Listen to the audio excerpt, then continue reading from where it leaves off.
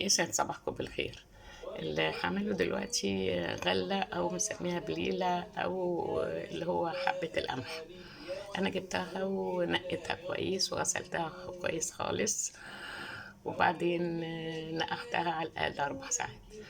دلوقتي أنا جبتها على النار وهولع النار وهسيبها بتاع ربع ساعة بس مش أكتر من كده. وفي نفس الوقت أنا هنا جايبة لبن برضو مولع عليه، وبعدين هنزل عليه وهو بيغلي آه، معلقة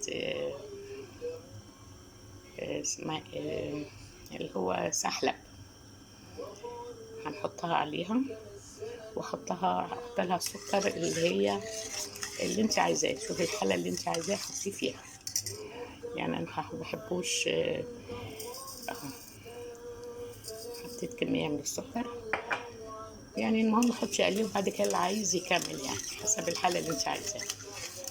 وهسيبه هنا يغلي، ولما هنا ده يخلص طبعا هنا نسيت اقولك ان انا بحط عليها معلقة نشا صغيرة، تبقى عاملة زي بتاعة المحلات، تبقى ماسكة نفسها شوية. في ناس بيحطوا معلقة رز، انا بحط معلقة نشا. مش عايزة تحطي ده ولا ده مش مهم، بس عشان تبقى المية بتاعتها ماسكة نفسها شوية.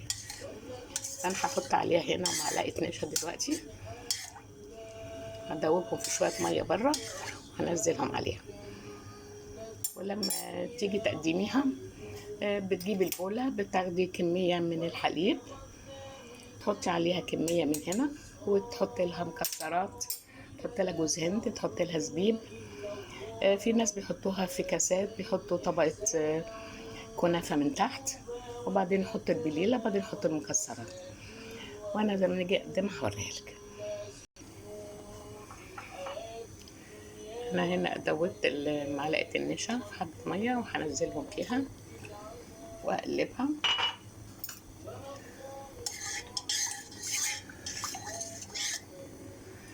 وهنا هو اللبن مع معلقة السحلب. في ناس بتحط اللي هو دريم ويت، اللي هو كريم شانتيه، بتحطها فيها. انا اكتفيت بالسكر، وحطيت سنة فانيليا صغيرة بالرغم ان السحلب فيه فانيليا. وهحط اخر حاجة هحط حبة كريمة.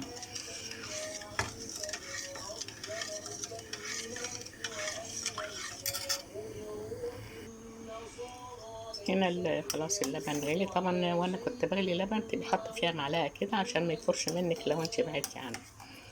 واللبن ده عباره عن لبن وسكر ومعلقه سحلب. هنزل دلوقتي عليه حبه كريمه،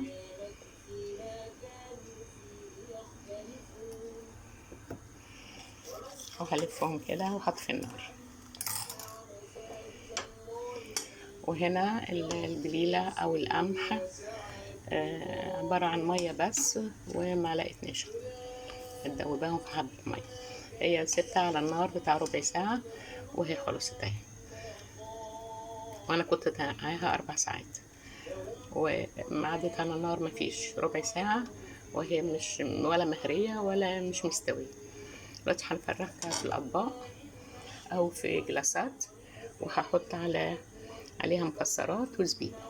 مش عايزة ده ولا ده مفيش مشكلة. دلوقتي أنا هحط في الجلاسات.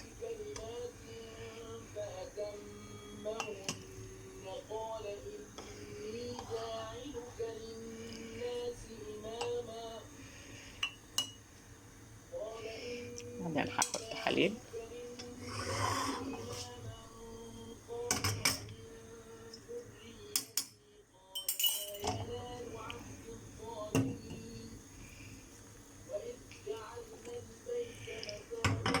بعدين هحط المكسرات،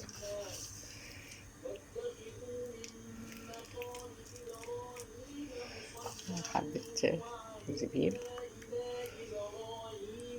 وكده خلصنا طبق البليلة أو طبق القمح.